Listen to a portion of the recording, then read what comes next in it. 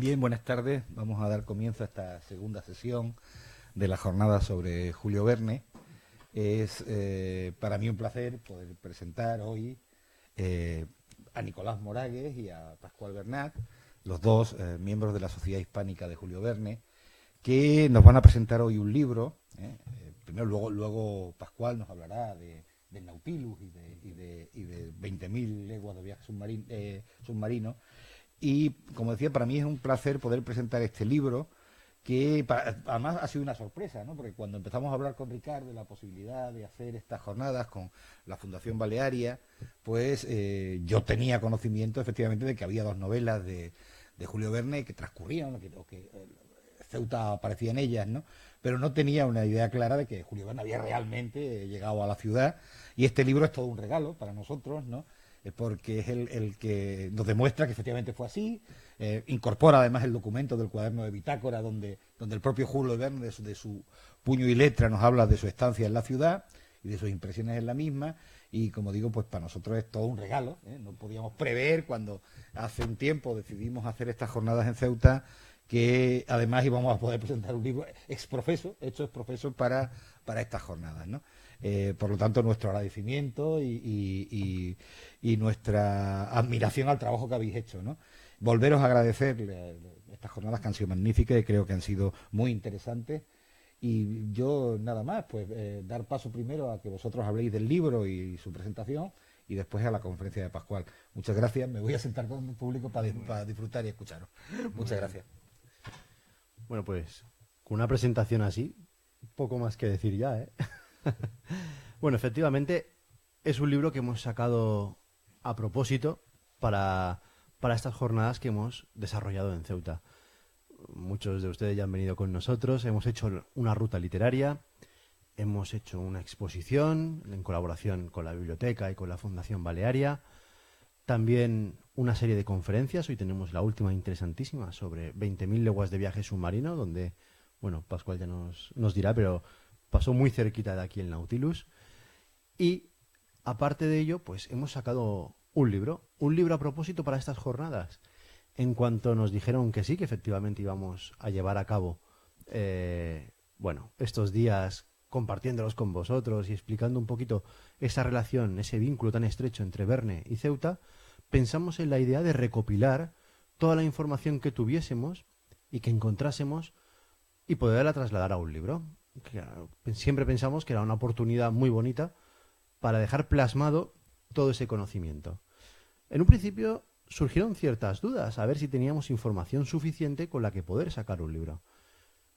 Bueno, pues al final lo que hemos conseguido es recopilar, eso ha sido relativamente fácil, recopilar los capítulos de dos libros que hablan directamente de Ceuta en la bibliografía de Verne, como son Matías Sandorf y Héctor Servadac, de los cuales hemos hablado ampliamente estos días. Se recogen íntegramente aquí. Pero además hemos dado un paso muy importante. Verne, cuando estuvo aquí, escribió sus experiencias, lo que él vivió, en el cuaderno de bitácora de su barco, el San Michel 3. Esto figura aquí, luego podrán ver ustedes, que es una letra menuda, difícil de entender, complicada. La letra de Verne, desde luego, no es que fuese la mejor caligrafía que existía. ¿Qué hicimos? Se la mandamos al mayor estudioso de Julio Verne que existe actualmente en el mundo, que es socio y colaborador nuestro, se llama Volker Dess, es un alemán que reside por el norte de Alemania, y con mucho esfuerzo, con mucho trabajo, consiguió transcribir lo que ponía el texto. Él nos comentó que años atrás lo intentó, pero que no pudo, pero que bueno, y dijo, para esta ocasión se lo merece, haremos un esfuerzo aún mayor, y consiguió transcribir prácticamente la totalidad. Una vez lo teníamos, ya supimos lo que Verne hizo aquí. Luego simplemente fue contrastar con lo que los personajes de la novela hacen, y pudimos ver que al fin y al cabo la acción de esos personajes no fue más ni menos que lo que Verne hizo en persona. Eso sí, luego novelando su acción, metiéndole una chispa de imaginación y aventuras, y así pues poder narrar unos capítulos interesantísimos en la ciudad de Ceuta.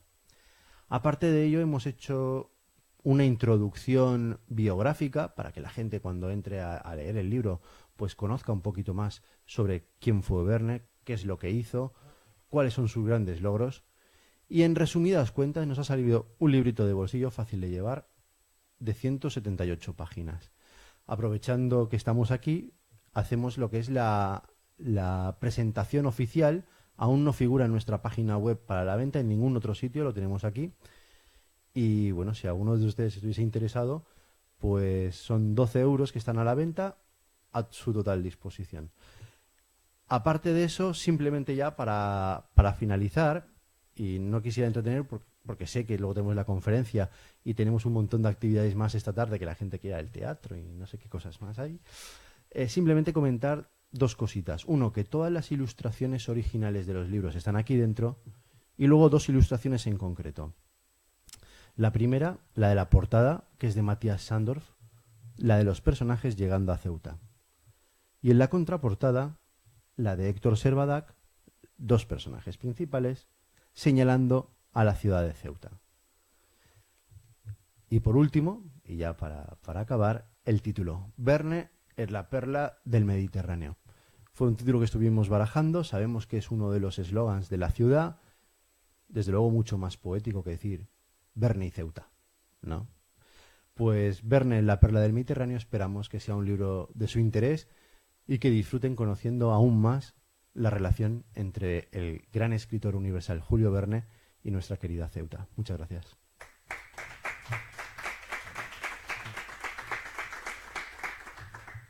Y bueno, le damos el paso a Pascual Bernat, que nos hablará de una manera interesantísima sobre 20.000 leguas de viaje submarino. Buenas tardes.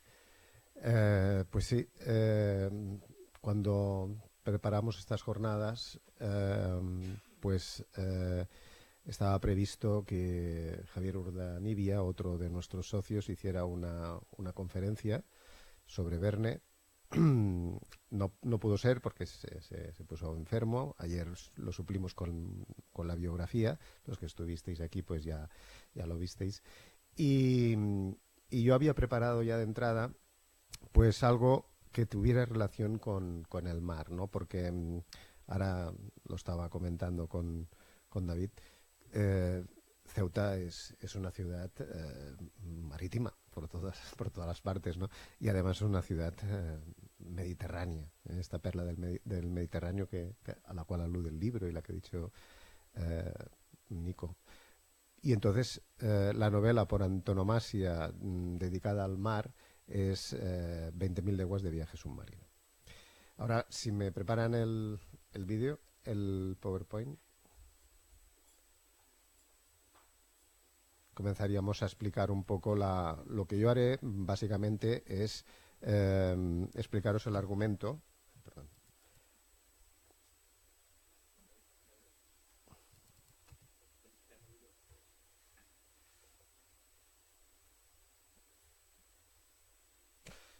Lo que os decía, lo que haré básicamente es explicar un poco el argumento de 20.000 leguas de viaje submarino, glosando un poco los personajes, la trama, etcétera, y focalizando un poco en uno de sus capítulos, que el capítulo se llama 48 horas en el Mediterráneo en 48 horas. Por eso he titulado esta presentación con este nombre de 48 horas en el Mediterráneo. Y además, ya lo explicaré en su momento, pero el viaje en el Mediterráneo es casi todo sumergido, con muy pocas salidas a la superficie, porque el Nautilus y Nemo, de alguna manera, son como prófugos, y en el Mediterráneo es un lugar donde el Nautilus no se puede esconder porque es un mar cerrado, y ahora os lo explicaré, pero el Nautilus es una nave que está perseguida por las autoridades mundiales. Ahora os explicamos esto. Bueno, aquí yo siempre empiezo mis presentaciones presentando a Verne. Verne ya hoy no lo voy a presentar porque ya lo presentamos ayer. Y Pero bueno, entramos ya directamente a la novela. Aquí os he puesto unas imágenes de los frontispicios que normalmente acompañan a las novelas de Jules Verne. Una de las características de las novelas de Jules Verne, que ayer no lo mencioné, pero ahora aprovecho para decirlo, es sus grabados. Los grabados son magníficos, ¿eh? Están dibujados por grandes expertos de la época, y evidentemente esto le daba un valor añadido a las obras, ¿no? Aquí estos frontispicios pues de alguna manera ya auguran una historia pues que va a fraguarse en las profundidades marinas, oceánicas, y va a estar llena de aventuras. La primera diapositiva que me gustaría comentar es esta, ayer ya la pasé también. Es la típica cuando se quiere presentar al Capitán Nemo. ¿Quién es Nemo? El Capitán Nemo es uno de los personajes más bien configurados y más bien tratados de la obra de Verne.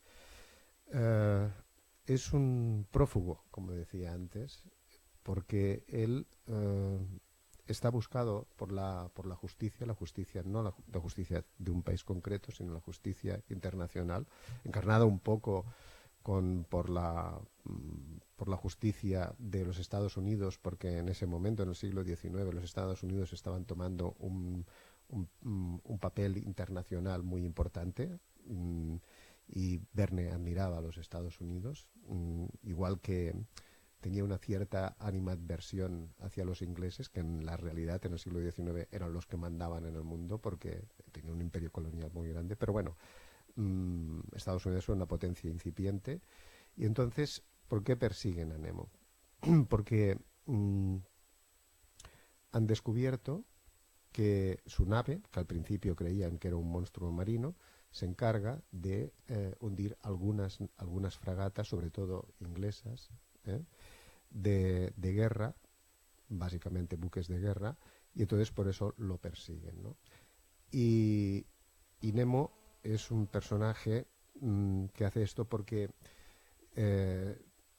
es una persona que tiene un corazón muy lleno de rencor, y de rencor hacia los ingleses, porque él representa, esto en esta novela no se saben 20.000 leguas de viaje submarino, pero después en otra, que es La isla misteriosa, se descubre toda la realidad de Nemo. Entonces, si leéis 20.000 leguas de viaje submarino, esto que os voy a decir no aparece, pero ya os lo digo para caracterizar la figura de Nemo.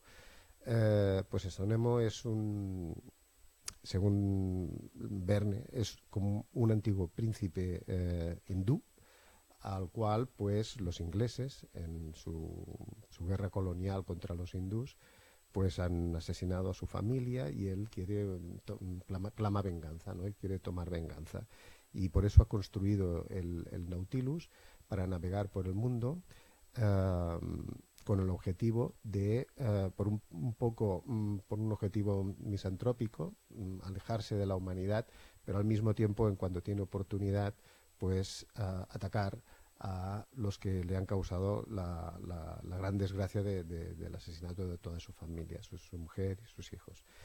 Esto es lo que está en la novela, pero no es la primera intención de Verne. La primera intención de Verne quería, más o menos con el mismo argumento, pero quería cambiar la nacionalidad de Nemo y de los opresores de Nemo. Y al principio Verne pintaba a Nemo como un noble polaco que había sufrido la represión de Rusia. Pensemos que en el siglo XIX Polonia formaba parte del Imperio ruso, y se habían sucedido muchas protestas del nacionalismo polaco contra el dominio ruso. Y entonces Verne, que siempre era muy sensible a todos los temas de la libertad, lo veremos más adelante también, pues pensó en encarnar en Nemo a un noble polaco que luchaba contra los zares rusos. El editor de Verne, Hetzel, que ayer ya lo presentamos, era una persona pues que evidentemente tenía su objetivo, como ya lo decimos, de, de- de educar a través de la literatura, proveyendo conocimientos y deleitando a los lectores, pero también al mismo tiempo vigilaba pues sus intereses comerciales.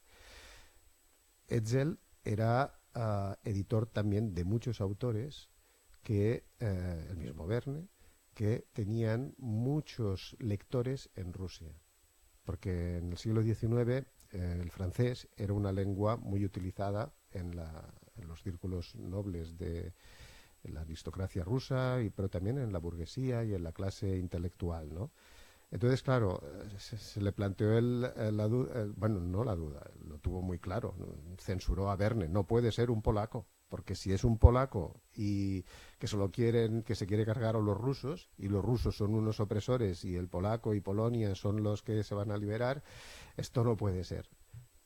Y entonces Verne, pues, a pesar suyo, tuvo que cambiar este juego. Y entonces puso a Nemo como un hindú y los ingleses como los opresores. Claro, esto no, para Hetzel no tenía ningún problema comercial, porque no dejaría de vender libros, porque en la India pues el francés era desconocido y Hetzel, como buen francés, consideraba a los ingleses pues los habitantes de la pérfida Albión, y tampoco también tenía una cierta animadversión hacia ellos, o sea, y seguramente no tenía los intereses económicos que tenía con los rusos, ¿no? Aquí un poco os he presentado un poco a la nacionalidad y la apariencia, digamos, del comportamiento de Nemo. Pero Nemo, a través de la novela, se nos presenta también como un hombre culto, como un hombre con mucho interés por el conocimiento, con mucho interés por la ciencia, por la técnica, pero también por la filosofía, por la historia, y un gran amante como Verne de la libertad. ¿Eh? Ayer ya comentaba pues que Nemo es como una especie es un misántropo, o sea, se aleja de la humanidad, pero al mismo tiempo es como un espíritu ácrata, ácrata en el sentido de conseguir la máxima libertad en la expresión humana, ¿no? Y además, como Verne, es un enamorado del mar. De hecho, él decide exiliarse, Nemo decide exiliarse en el Nautilus, en el mar, en las inmensidades oceánicas, y acabará muriendo en el mar, ¿no? En la isla misteriosa. Y esto pues ha hecho pensar a muchos vernólogos que Nemo sería como una especie de transposición como un alter ego de Verne, ¿no? Porque ayer ya lo decía, Verne exteriormente era una persona conservadora, pero tenía estos ramalazos, por decirlo de alguna manera, estas cosas ocultas de acracia, de ser apasionado por la naturaleza, por el mar, por la música, etcétera, que lo plasma muy bien en Nemo. Nemo, en sus soledades, toca el órgano en el Nautilus, o sea, es otro enamorado de la música como Verne, ¿no? Aquí os he presentado es la imagen típica del Nautilus, este submarino fantástico. Ahora lo veremos un poco por dentro. Y como decía ayer, pues Nemo no anticipa nada, porque en esta época, cuando escribe esta novela, que es en 1868-69, cuando lo está escribiendo, sale publicada antes en español que en francés, ya también lo comenté, por cuestiones de la guerra franco-prusiana. Y pues esta nave es algo que está ocurriendo en aquel momento. Se están haciendo prototipos aquí mismo, en Cartagena, en San Peral, en Barcelona, en Narcís Monturiol, o en Francia, o en Italia. En muchos sitios se están probando prototipos de sumergibles, de submarinos. O sea, que no inventa nada. Lo que pasa que él construye una nave pues extraordinariamente maravillosa y magnífica, como veremos ahora. Aquí os he puesto otra imagen. Este es Aronnax. que es el, digamos, el que nos explica la historia de las 20.000 leguas de viaje submarino. Esta imagen que tenéis aquí es una imagen que la podéis encontrar también, me parece que está ahí en la exposición. Es cuando es una imagen de Aronnax que el ilustrador, que es Philippot, la toma de un retrato de Verne. O sea, es muy parecido. O sea, aquí hay un juego. Si decíamos que antes que Jules Verne se proyectaba en Nemo, también se proyecta en Aronnax, ¿no? Y el dibujante que ha leído el texto, pues lo toma al mismo Verne como modelo del gráfico del personaje de Aronnax, ¿no? ¿Quién es Aronnax? Aronnax es un naturalista que resulta que se ha embarcado en una nave, en un buque de guerra americano que va a la caza de ese monstruo que hunde los barcos, que cuando él embarca no sabe que es el Nautilus. Nosotros ya lo sabemos porque ya lo he explicado antes. Va a la caza de ese monstruo, ¿no? Y entonces, como creen que es un monstruo, necesitan un naturalista bueno. Y resulta que Aronnax está haciendo una expedición por el norte de Estados Unidos y lo fichan para que se enrole en el buque que ha de perseguir, buscar, cazar a este monstruo como naturalista. O sea, es un naturalista francés, es una persona que es un gran conocedor de los fondos marinos. De hecho, es autor de un libro que lleva el título Los misterios de las profundidades marinas. Conoce muy bien la fauna, conoce muy bien todos los aspectos oceanográficos. Es, por decirlo de alguna manera, en Aronnax encarna el conocimiento oceanográfico científico del momento, de aquella época de mediados del siglo XIX. Verne lo utiliza, ¿no?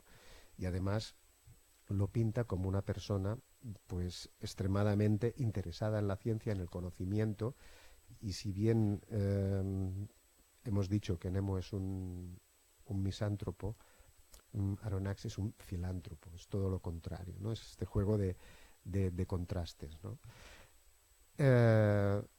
¿Por qué llega?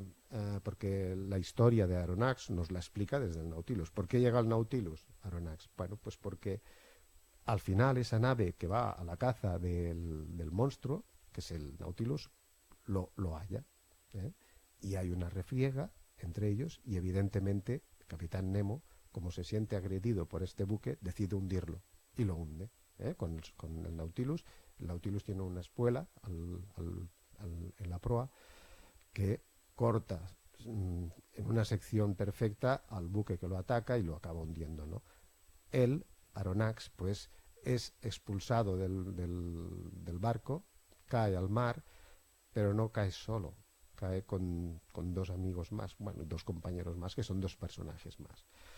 El de la izquierda es Conseil, que es el criado de Aronnax, que es el que pone las notas de humor un poco a la novela, como vimos ayer con Passepartout, el criado de Phileas Fogg en La Vuelta al Mundo en 80 días. Y a la derecha este es Ned Land, que es un arponero, porque también habían enrolado un arponero, porque si se trataba de encontrar un monstruo, pues se lo tenía que arponear y eliminar con el arpón. Claro, estamos en el siglo XIX, ¿no? Estos dos personajes acompañarán a Aronnax y a Nemo y serán los que nos explicarán toda la trama del Nautilus y de las 20.000 leguas de viaje submarino. Ned Land es un personaje primario, pero con sentido común muchas veces, porque todo esto de Nemo y de Aronnax y Conseil no dejan de ser como Quijotes, de alguna manera, ¿no? O sea, podemos hacer un símil. Y este señor es un señor pues que debería ser como Sancho Panza, pero no es simpático como Sancho Panza, sino que a veces al lector le resulta antipático porque él solo tiene una idea: huir. En cambio, Aronnax experimenta, o sea, porque estos tres cuando caen al mar, no avanzó acontecimientos, estos tres cuando acaban al mar entran en el Nautilus porque Nemo se compadece de ellos y los toma como náufragos, pero al mismo tiempo como prisioneros. Entonces, Ned Land solo quiere que huir. Es como una especie de obsesión, ¿no? Y la contraposición es Aronnax, que le ocurre algo como un síndrome de Estocolmo, ¿no? Está secuestrado, pero está conociendo tantas cosas, está teniendo oportunidad de acceder a tantos conocimientos que la humanidad hasta ahora no ha tenido a través del viaje con el Nautilus, pues que tiene este síndrome de Estocolmo, ¿no? El Nautilus es una pieza tecnológica importantísima. Se mueve a través de la electricidad. Aquí os he puesto un poco las baterías. Explica Verne, como decía ayer, sus artilugios. Llega un momento en el cual ya no va más allá y lo que os decía ayer también, que hoy en día si quisiéramos construir un prototipo de esto, sí lo podríamos construir, pero no funcionaría porque no sabríamos, no tenemos detalles de las partes íntimas de los motores, etcétera, ¿no?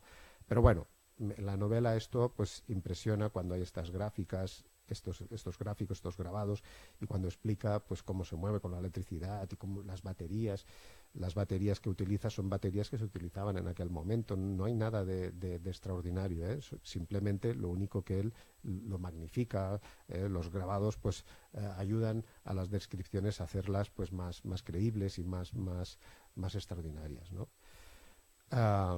El interior del Nautilus pues es un interior que cualquier persona que tenga sensibilidad artística o cultural o de conocimiento pues se encontraría muy bien, ¿no? Aquí os he puesto dos grabados en los cuales pues veis estos salones, ¿no?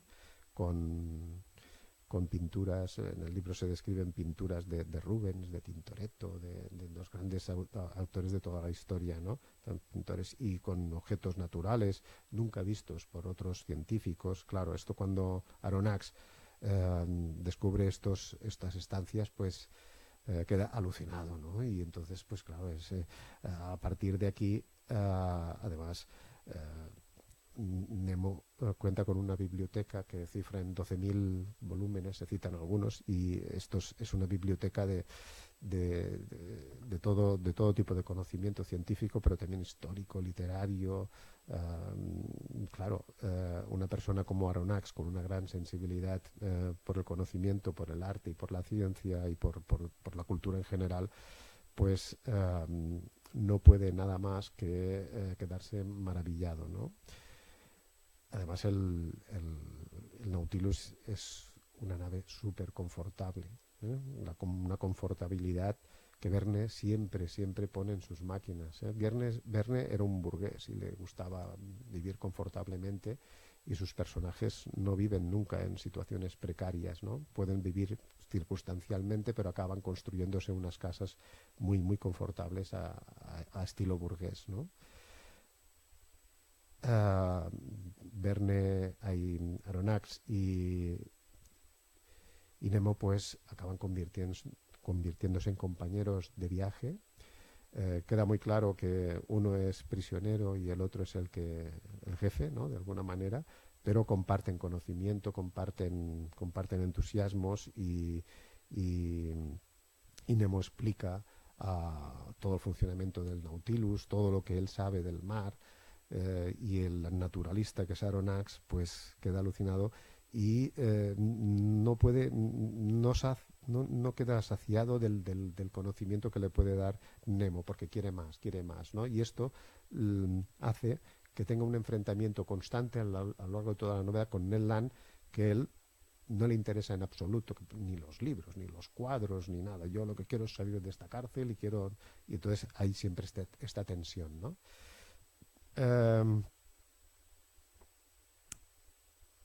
El Nautilus, comandado por Nemo, que es una imagen también muy típica en la que Nemo está ante el timón del Nautilus, pues hace un viaje de circunnavegación por todo el mundo, ¿eh? Aquí os he puesto estas dos imágenes, son los dos mapas que aparecen en los grabados de la novela, y el viaje tiene una extensión de 20.000 leguas, por eso 20.000 leguas de viaje submarino, y transcurre básicamente por el Atlántico, por el Pacífico, pero también por el Ártico y por el Polo Sur. ¿Eh? Es muy interesante, pues, cómo va describiendo todas las rutas que van siguiendo, y cómo poco a poco Verne va explicándonos, pues, 50.000 historias del mar, desde todos los puntos de vista, desde los descubrimientos de las islas, de los continentes, de los océanos, de los estrechos, desde los mecanismos de funcionamiento físico, químico, biológico de los océanos, hasta de las mitologías, las historias, las leyendas, los usos y aplicaciones de todo lo que el mar puede producir para la humanidad. O sea, es un compendio de conocimiento total del mar de la época. O sea, si hay un tratado de oceanografía de tintes divulgativo de gran calado, es las 20.000 leguas de viaje submarino. Yo me imagino una persona con cultura que deseaba saber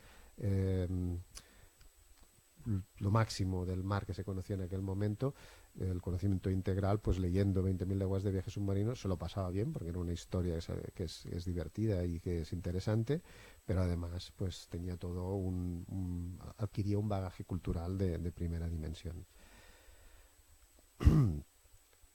Los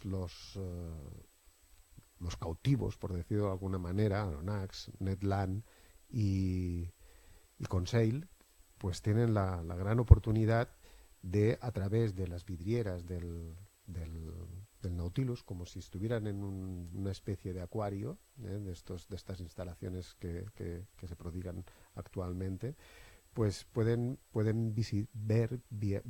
visualizar el fondo marino. Imaginaros, no sé, muchos de nosotros hemos hecho snorkel, ¿no? Y es con aquellas gafas y ves el fondo y ya te emocionas muchas veces cuando ves pasar un pececillo o lo que sea. Pues imaginaros aquí durante toda la novela, pues los animales que pasan, las plantas, los lugares, los restos de naufragios, las orografías submarinas, las praderas de algas, etcétera, pues tienen esta oportunidad ellos. Pero además también tienen la oportunidad de, que esto para Aronnax es algo extraordinario, poder pasear por el fondo del mar. Y aquí, por ejemplo, Verne hace que los tripulantes del Nautilus puedan pasear con escafandras autónomas. Esto tampoco no es un invento de Verne. En aquel momento habían escafandras y habían precisamente mecanismos para que estas escafandras fueran autónomas. Por ejemplo, utiliza un sistema de aireación. Ahora sabemos que llevan las bombonas estas de aire comprimido, no sé cómo funcionan, pero en aquel tiempo pues él también idea unos sistemas que son como unas bombonas de aire comprimido para que se pueda respirar y se pueda caminar por el fondo del océano. Esto él no lo inventó porque precisamente 2 años antes, en la Exposición Universal de París de 1867, hubo unas pruebas en unas piscinas de la exposición donde se probaban estos mecanismos que había inventado un tal Cargolé, y que era un ingeniero y que resultaron con experiencias positivas, ¿no? Esto después se desarrolló, y los buzos actuales, pues un poco antes de los sistemas actuales, pues ya existían estos, ¿no? O sea que es otra cosa que Verne no inventó la escafandra, ya estaba inventada, lo único que él pues la magnifica y la pone así de esta manera. Fijaros qué gozada, ¿no? Poder pasear por ahí con esto. Yo cuando veo esta imagen siempre pienso, no sé, que yo comprendo perfectamente a Aronnax que no quiera abandonar el Nautilus, ¿no? Aunque sea un prisionero. Porque, claro, poder pasear por el fondo del mar de esta manera, ellos van armados con unos fusiles eléctricos y que les permite pues defenderse de las fieras submarinas o incluso cazar, para proveer al Nautilus de carne fresca o de habituallarlo, ¿no? Esta imagen también es muy típica de la iconografía verniana. Claro, en la novela pues es divulgativa y tienen que aparecer algunas veces cosas que llamen la atención del lector. Por ejemplo, aquí os he puesto dos imágenes. En la izquierda es una ostra gigante que solamente conoce Nemo, ¿eh? Y después a la derecha hay como una especie de cangrejo grandioso, ¿no? que puede ser peligroso. Claro, todo esto al lector de aquella época le sorprendía, ¿no? Y ahora nosotros, por ejemplo, podemos decir, todo esto no existe, porque conocemos más cosas del fondo del mar, etcétera, aunque sí que es cierto que existen ostras grandiosas y animales de este tipo, pero en aquel tiempo, como no se conocía el fondo marino, porque lo que se conocía de la fauna del interior del mar era lo que se sacaba con las redes de pesca, etcétera, no se podía, hasta más tarde no se hicieron inversiones para sondear el fondo, etcétera. Pero bueno, ya en algunas redes, en algunas pesquerías, pues ya se habían encontrado algunos ejemplares de animales muy extraños que se encontraban en zonas abismales, ¿no? Y bueno, son unos elementos que Verne utiliza pues para llamar la atención del lector, darle este tono fantástico que siempre está en sus novelas. Ya centrándonos en el Mediterráneo y para no extendernos más porque hay el teatro pues vamos a explicar un poco el capítulo del mar, ¿no? Del mar Mediterráneo. Yo os he puesto nada, para que tengáis una idea del mar Mediterráneo. Verne entra en el Mediterráneo con el Nautilus por el Mar Rojo. Claro, en aquel momento, en finales de los años 60 del siglo XIX, se estaba construyendo ya el canal de Suez. El Lesseps ya estaba a punto de acabarse, incluso se inauguró antes de que saliera el libro. Pero Verne, que cita, dice, cuando Aronnax y Nemo hablan, dicen, bueno, vamos a atravesar el Suez, ¿y cómo lo vamos a hacer? Si aún no está acabado el canal de Suez. Dice, no se preocupe, yo tengo un paso secreto que solo conozco yo. Y entonces hay una parte que es un túnel subterráneo, ficticio evidentemente, que es el Arabian Tunnel. Entonces atraviesan desde el Mar Rojo hasta el Mediterráneo por ese túnel, ¿no? que Nemo ha descubierto en sus viajes anteriores, ¿no? Llegan al Mediterráneo y entonces, lo que os decía al principio, el Mediterráneo, como el Nautilus ya ha sido descubierto, porque ya se sabe que no es una fiera, sino que es un buque y hay una alerta mundial, pues el Mediterráneo, que es un mar pequeño, puede ser un lugar peligroso. Y entonces Nemo decide atravesarlo a toda velocidad y en 48 horas pues se planta desde el este hasta el estrecho, ¿no? Y en este capítulo, pues, Verne aprovecha para hacer una descripción del mar Mediterráneo, todo lo que se conocía hasta el momento, y además también para explicar algunas, él siempre que puede, pues lleva los escenarios no solamente a los escenarios físicos del mar o del océano, sino también los escenarios humanos, etcétera, ¿no? Verne conocía el Mediterráneo, como dijimos ayer, ya había viajado con el Saint Michel III por todo el Mediterráneo. El hecho es, ya hemos hablado mucho de que estuvo aquí en Ceuta, en Málaga, en Sevilla, en Cádiz, pero también estuvo por el norte de África, el sur de Italia, el archipiélago griego, y todo esto él, que lo ha recogido en sus cuadernos de bitácora, pues le sirve para confeccionar este capítulo, ¿no? En el libro de 20.000 leguas de viaje submarino a veces puede ser un poco tedioso cuando explica las listas de animales y de seres vivos que pueblan los océanos, ¿no? Aquí os he puesto dos diapositivas porque él explica la biodiversidad del Mediterráneo y lo pinta como un mar riquísimo en especies, en biodiversidad, ¿no? Aquí hay dos imágenes, pero él cita cantidad enorme de peces que seguramente que muchos de ellos, vosotros que vivís en una ciudad pues marítima y que con tradición de mucho contacto en el mar y conocimiento de la fauna y de de la flora de los océanos y del mar, pues conoceréis muchas de estas especies, ¿no? Pero cita muchísimas especies que yo no conozco, ¿eh? Y esto es una parte de este capítulo que puede ser tedioso, pero tiene su punto gracioso porque a cada especie le da una aplicación, y normalmente culinaria.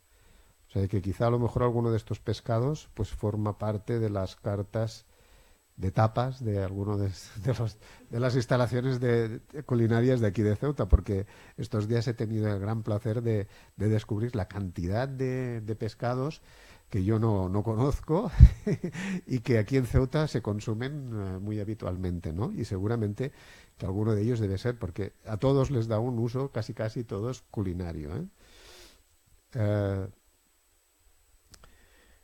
El, sí. Am, Llegando a este punto, digamos, de dimensión humana, eh, Nemo hemos dicho que es una especie de libertario, de persona que está a favor de las causas de la libertad, ¿no?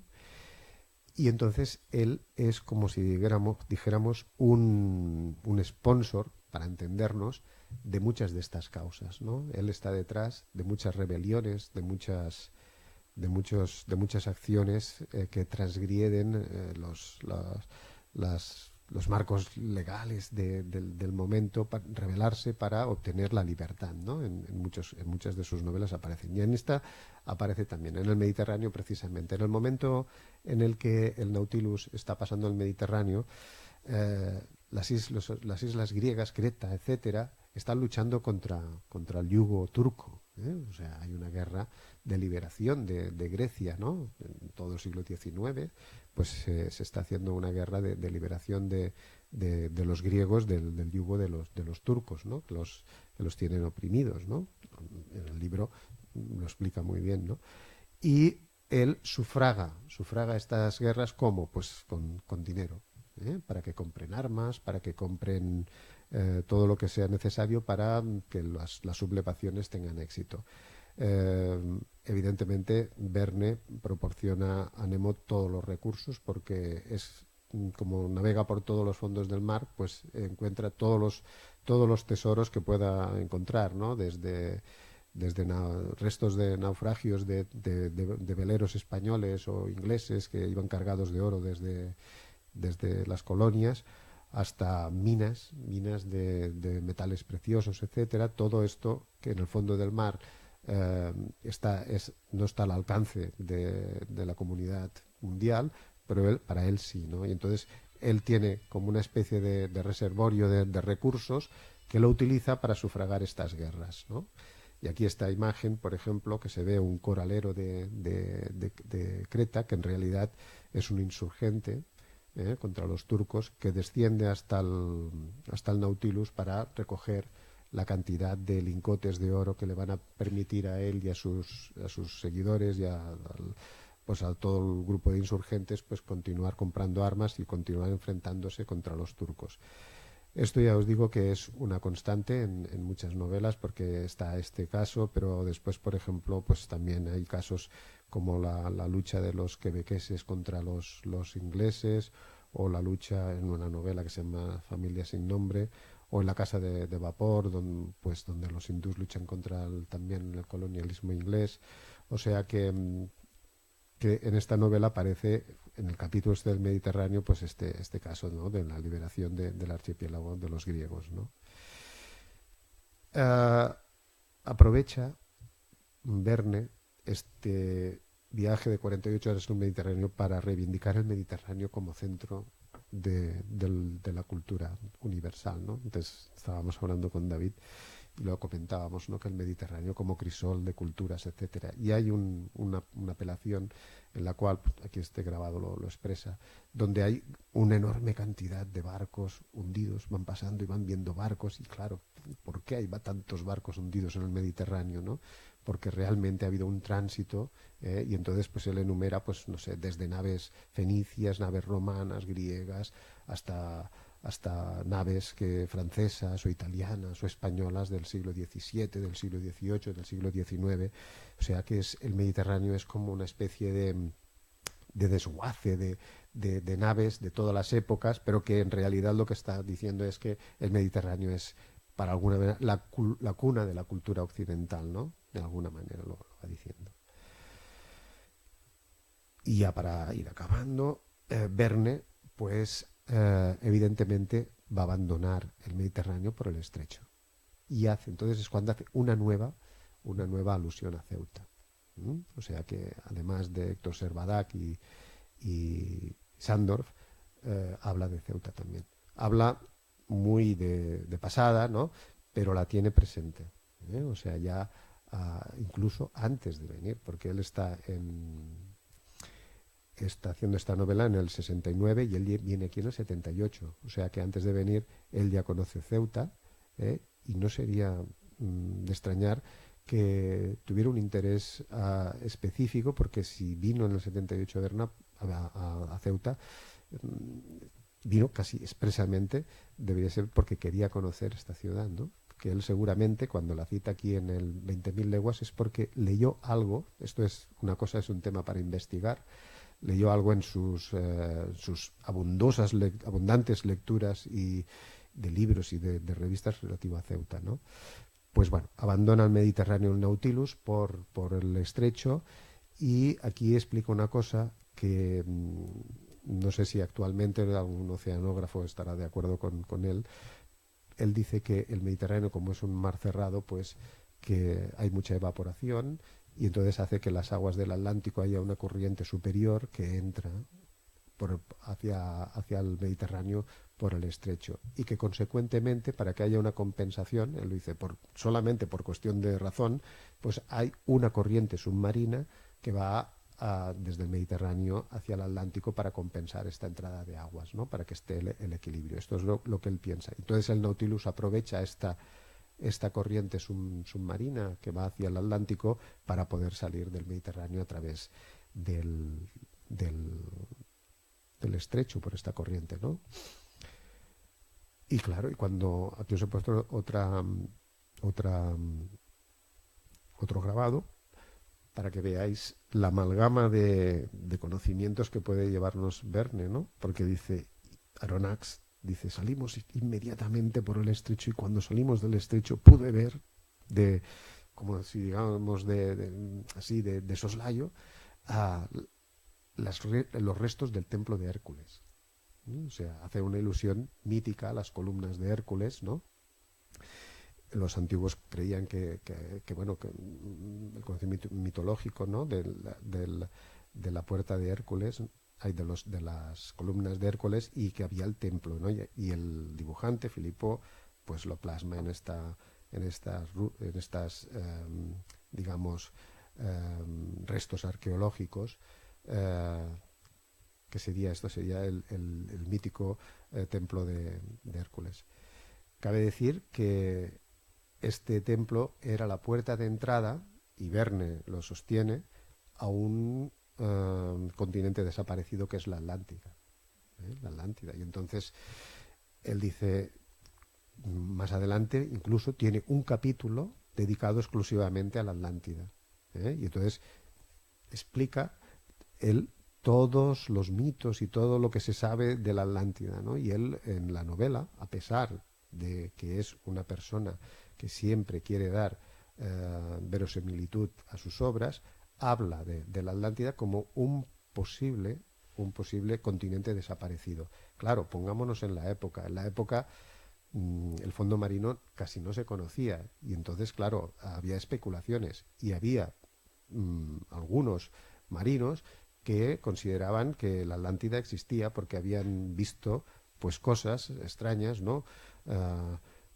O incluso algunos oceanógrafos del principio pues creían que habían algunas extensiones submarinas, etcétera, que antiguamente habían pertenecido a la Atlántida. O sea que Verne mezcla también eso, la ciencia, la tecnología, con la ficción, con la mitología, con la historia, con la realidad social, política y económica del momento. O sea, es todo lo que os decía al principio. Leer las 20.000 leguas de viaje submarino es un un ejercicio de conocimiento integral múltiple muy interesante, incluso hasta ahora, ¿eh? Ya para acabar, me gustaría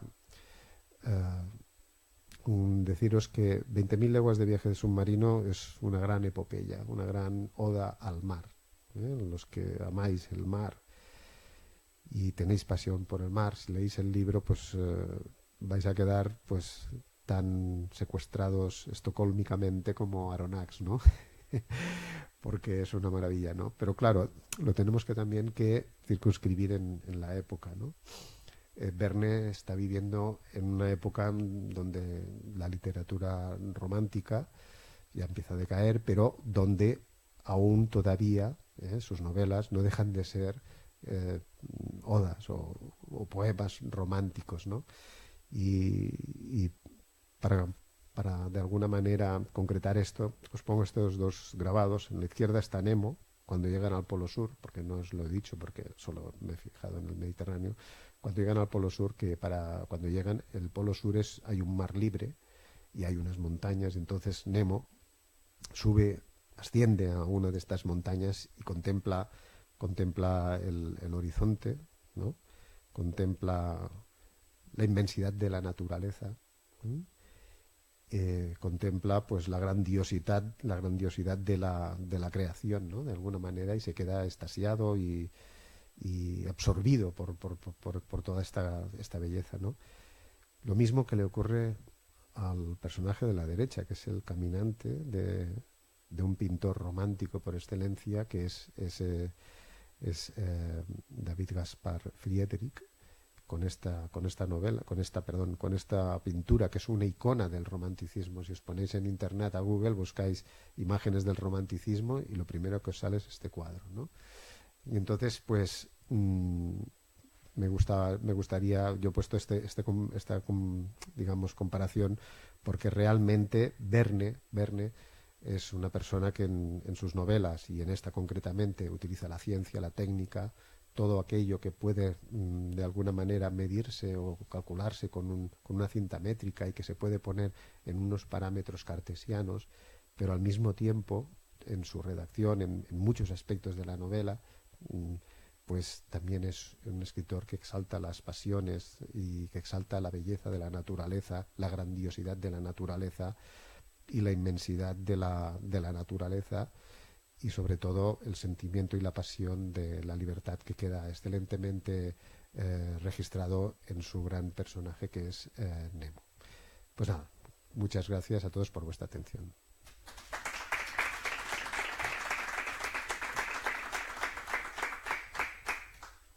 Si tenéis alguna pregunta o algún comentario, pues nada, adelante.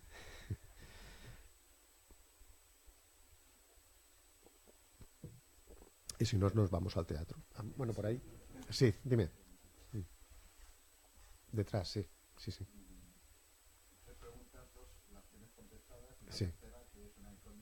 Bueno, a ver.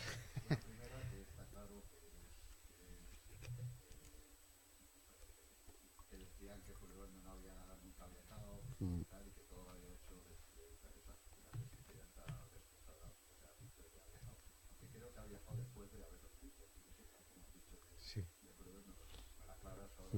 Sí. Sí. Sí, sí. Pero hay una tercera que viene a cuento, que es el tema, porque habéis hablado siempre de mar, ¿no? Y de tierra no. Y yo creo que Julio Verne también tiene unas teorías urbanísticas que no sé dónde están escritas. Y viene a cuento eso por una lectura que hice de unas actas municipales en la que hay un concejal que habla de que Ceuta en el ensanche y no sé qué tal, tiene que seguir las teorías urbanísticas de Julio Verne. Vaya. ¿Y cuáles son? ¿Y dónde están? Y no sé, una pregunta que Sí. Si puedes aclarar las tres. Sí, bueno, la primera, lo de viaje. Verne viajó muchísimo, y cuando escribe esta novela ya había viajado, había viajado. Sí.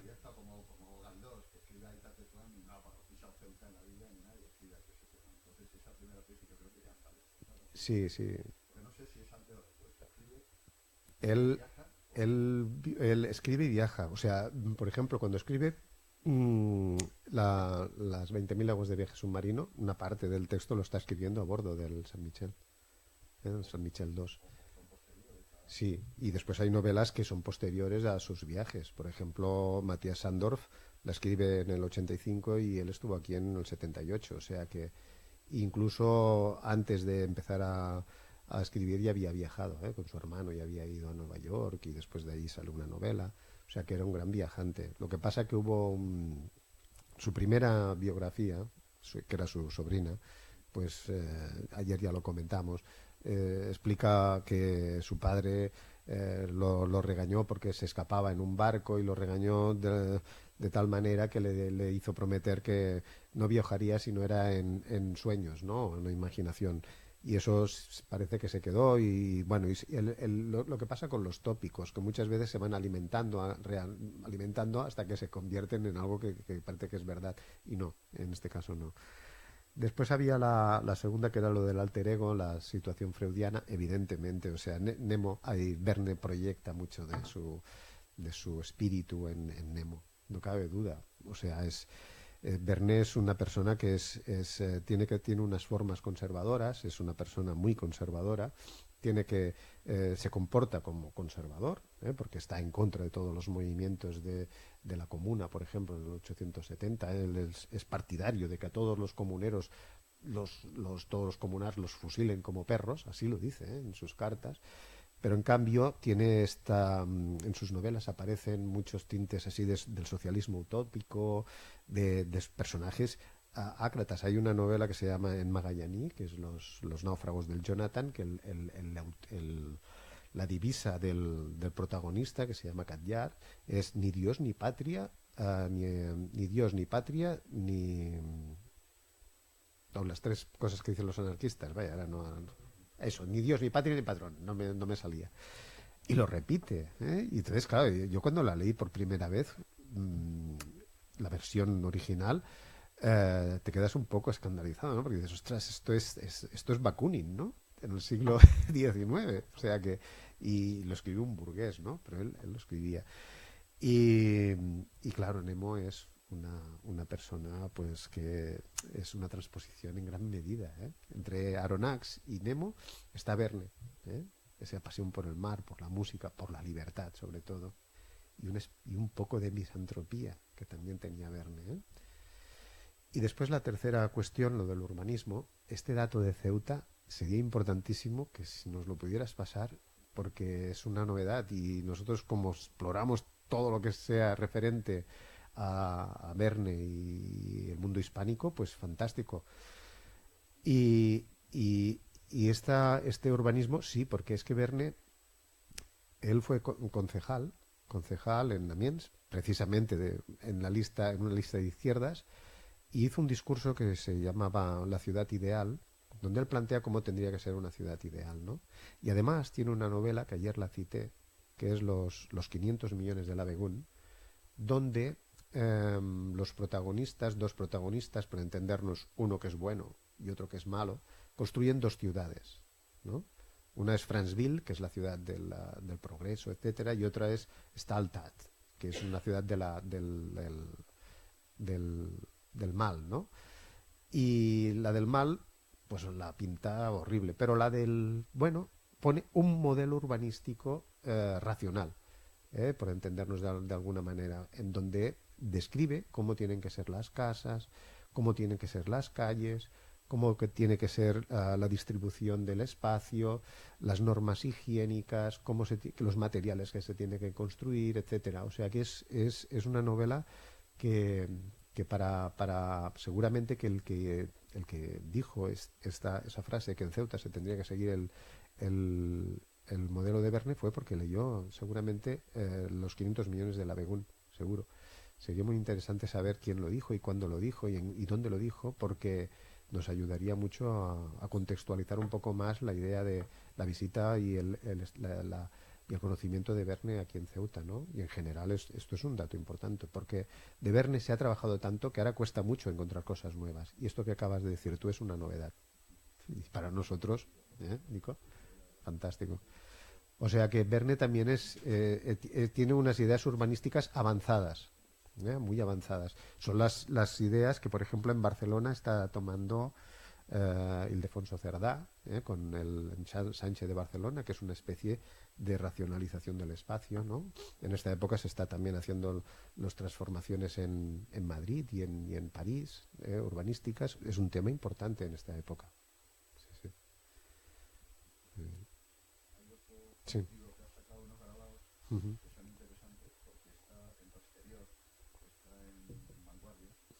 Ujú. Mm.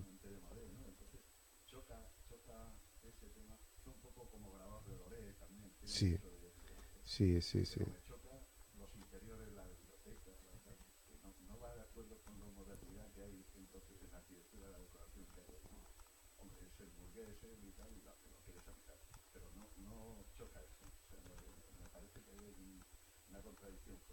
Sí, esto es sí, sí, sí, sí. Esto es un poco...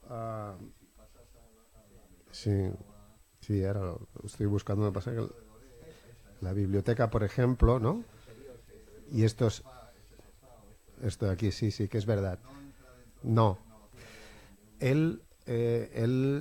los grabados se los hicieron diversos autores, diversos dibujantes de la época, buenos, y algunos de ellos tienen una inspiración de Doré muy grande, ¿eh? O sea, las ilustraciones de Doré son muy, muy parecidas, algunos de ellos. Ahí van cambiando con el tiempo, ya van evolucionando, pero en esta época, claro, 1869, ya, todavía los dibujantes tienen mucha influencia de este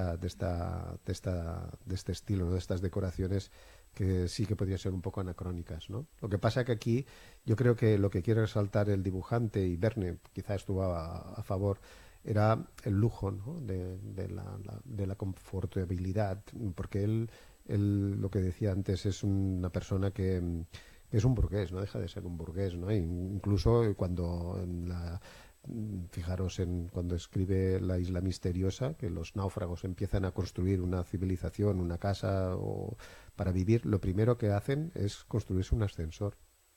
Claro, para no tener que subir ni bajar por las escaleras, ¿no? O sea, que es la idea esta de confortabilidad que queda muy bien reflejada aquí el lujo este, ¿no? Isabelino, es muy bien dicho, ¿no? Con todo este recargo. Sí, sí, sí. Claro, claro, claro, claro. Sí, sí, sí, sí. Y tanto, sí, sí. Pero yo creo que es esto, ¿eh? Esta idea burguesa de la comodidad, de la confortabilidad, del lujo, los salones estos que tenemos en las casas que nos gusta cuando viene alguien, pues ahí está, eso. Bueno, pues sí, dime. Sí, sí. Mm. Sí. Mm.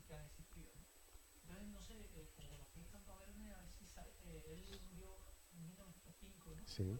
Ujú. Sí, sí, sí.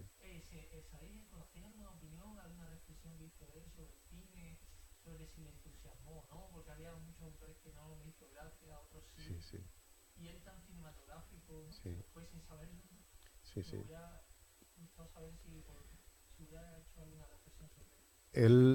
Hay una obra suya que es el Castillo de los Cárpatos, que es un poco anterior del cine incluso, en la cual aparece pues unos antecedentes del cine como una especie de holograma, de proyecciones, y después en otras novelas él siempre todas las innovaciones del tiempo las incorpora, ¿no? Y una historia corta que es la jornada de un periodista en el 2885, o sea, en el futuro, ¿no? En la cual pues el cine es una cosa habitual, o sea, que la incorpora rápidamente. Y por ejemplo, eso que decías de que Verne es muy cinematográfico, sí. Verne, además de escribir, es muy también de teatro. En su vida ya hizo muchas obras de teatro de sus obras. Y después se hicieron muchísimas, muchísimas versiones cinematográficas, incluso aún todavía se hacen, ¿no? Y hay una que es una de las primeras, que es el viaje a la luna de Méliès, de Georges Méliès, que es muy, y es muy pronto, inmediatamente después de la muerte de Verne. O sea que la relación entre cine y Verne es muy grande, muy intensa. Lo que pasa es que el invento del cine ya lo pilla un poco anciano, pero yo creo que si hubiera tenido una vida más larga, evidentemente hubiera escrito una novela con mucha cuestión cinematográfica, evidentemente.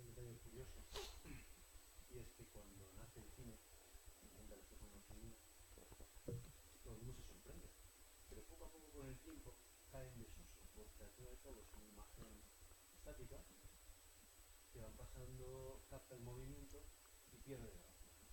Entonces Méliès lo que hace es darle un nuevo empuje al cine, que es a través de los efectos especiales. Y se basa en Verne. Y bueno, mucha gente dice que realmente el padre del cine moderno es Méliès, porque una cámara esta que simplemente capta el movimiento, pasa efectos especiales como corta y pega, y claro, ese nuevo campo que abre el cine, y sobre todo basándose en las obras de Julio Verne, es como la revitalización del cine. De todas maneras cuentan, ¿no? Yo esto os lo pregunto, que era muy impresionante sus montajes teatrales, ¿no? Sí, O sea, en algunos sí. Vaya, elefantes y todo, sí, que es cierto, y caballos, y por ejemplo, cuando en la Vuelta al Mundo en 80 días, sí, sale un elefante, caballos, se pegan tiros, hay un ataque de los indios, o sea que era espectacular, estuvo 2 años en cartel. 2 años, y esto le proporcionó una cantidad de dinero, de recursos inmenso. Miguel Strogoff, imaginaros, Miguel Strogoff en el teatro, ¿no? También con caballos, con carretas, claro, es que eran espectáculos muy bien montados, con muchos autores, y Los hijos del Capitán Grant, todas estas novelas de aventuras llevadas al teatro, pues, y además en los teatros principales de París, en el Châtelet o en la Porte de Saint-Martin, que son dos teatros que todavía existen, y que todavía tienen una programación regular importante. Pues él estuvo allí, sí, era una persona muy decidida y que no tenía ningún problema en transponer sus obras al teatro, y si el cine se hubiera desarrollado, pues hubiera sido, yo creo que incluso un partidario absoluto de llevar al cine sus obras. Sí, sin lugar a dudas. Sí. Ah, no, sí. No, perdón. Entonces no he dicho nada. Si lo vaya a grabar. Una pregunta. Has planteado todo y todo lo que has dicho son hombres. Sí. ¿Cuál es el papel de la mujer en todas las... Aquí en esta novela hay un feminismo ahí, aunque sea una pregunta capciosa, pero ¿cuántas mujeres saben y cómo aquí saben? En esta novela qué ninguna. papel y qué postura toman, ¿no? No sé, pregunto, ¿eh? Sí. No, en esta novela no será un animal más. No, en las más describen, conocidas, ¿no? pocas, casi no salen mujeres, en esta no salen ninguna. Pero en las otras sí que ya empiezan a salir, a aparecer mujeres. Lo que pasa que aparecen un poco como con cazador, porque Hetzel le obliga de alguna manera que ponga personajes femeninos, porque eso de que salga la chica de la película es como ahora, ¿no? Siempre no ves una película que salgan solo hombres, tienes que ser la chica y que le pasen cosas, que se caiga por un barranco, que la vayan a rescatar, todas estas historias, ¿no? Pues al principio no habían mujeres en las obras más importantes, y las que hay son un poco, pues nada, como floreros, ¿no? Por entenderlo. Lo que pasa que después, en las obras que no son tan conocidas, hay personajes femeninos muy bien trabados y muy bien, o sea, cambiaría Verne, porque Verne no era un misógino. Estaba educado en una sociedad patriarcal, pero ¿cuántos hombres hay hoy que son también que tienen estos tics patriarcales, ¿no? Pues pero hay muchas mujeres en su obra, ¿eh? Por ejemplo, hace poco se leyó una tesis en la Universidad de Zaragoza dedicado especialmente a Verne y las mujeres, que tiene 900 páginas, ¿no? Y hay personajes, a los que queráis conocer, pues no sé, la aparición de las mujeres en alguna novela de Verne. Hay una novela que se llama El rayo verde, que la protagonista es una mujer. Y es una historia de amor, relacionada con un fenómeno astronómico, pero bueno, a ver, siempre cuando nos enamoramos miramos al cielo, las estrellas, todo nos parece, ¿no? Pues es una historia de amor potente, con tintes cómicos, también hay ciencia, pero hay crítica social, una crítica social, por ejemplo, al turismo, porque pasa en un sitio de playa a un turismo pues consumista, etcétera. Pues en el siglo XIX ya, Verne ya critica eso, pero es una historia de amor. O por ejemplo hay, yo qué sé, Mr. Brannigan, ¿no? Que es una mujer que se embarca a buscar a su esposo que ha desaparecido, ¿no? Es un amor profundo, ¿no? Hasta que lo encuentra, ¿no? O, por ejemplo, el papel de la madre, el amor de una madre hacia sus hijos en Familia sin nombre, en el conflicto esto que os decía de la rebelión del Quebec. O, por ejemplo, el testamento de un excéntrico, que es un viaje por los Estados Unidos a partir de un juego de la OCA, donde cada estado es como un fichero de un enorme tablero de la OCA, ¿no? Y donde hay dos protagonistas, las que ganan la partida son dos mujeres, una mujer bella, una mujer joven, inteligente, pero que tiene temores, pero que está acompañada por una amiga, Jovita Foley, me gusta este nombre, porque es una mujer activa, una mujer que está delante de cualquier obstáculo, lo supera. O sea, es una fiera, ¿no? Esta mujer, y es una personalidad femenina muy, muy, muy potente. O sea que Verne al principio no tiene personajes femeninos, y mucha gente que solo se ha quedado con las obras más importantes, pues claro, dice, Verne es un misógino, no aparecen las mujeres que aparecen, parecen que son tontas todas, las trata mal, y no. Y en cambio tiene unos personajes femeninos muy, muy potentes y historias de amor muy, muy interesantes.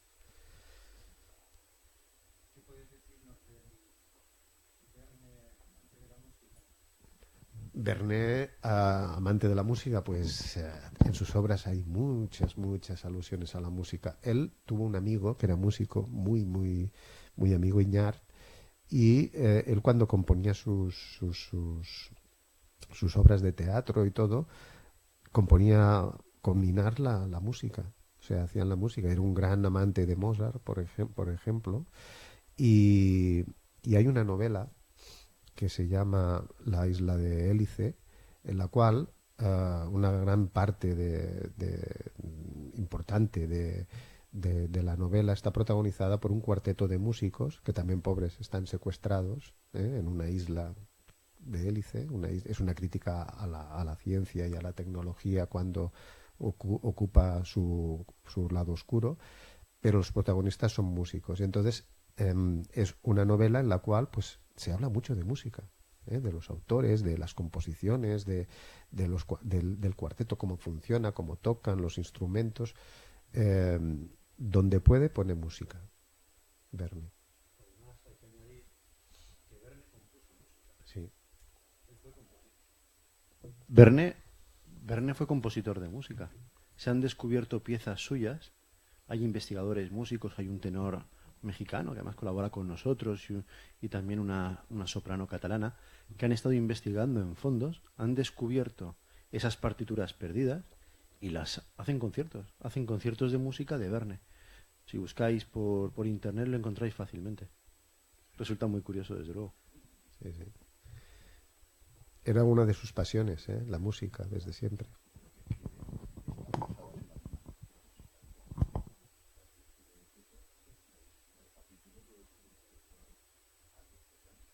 Sí, claro, se tiene que ser músico para descubrir esa estructura musical de sus obras. Sí, sí, seguro que sí, porque, a ver, es muy difícil que un escritor no proyecte parte de su biografía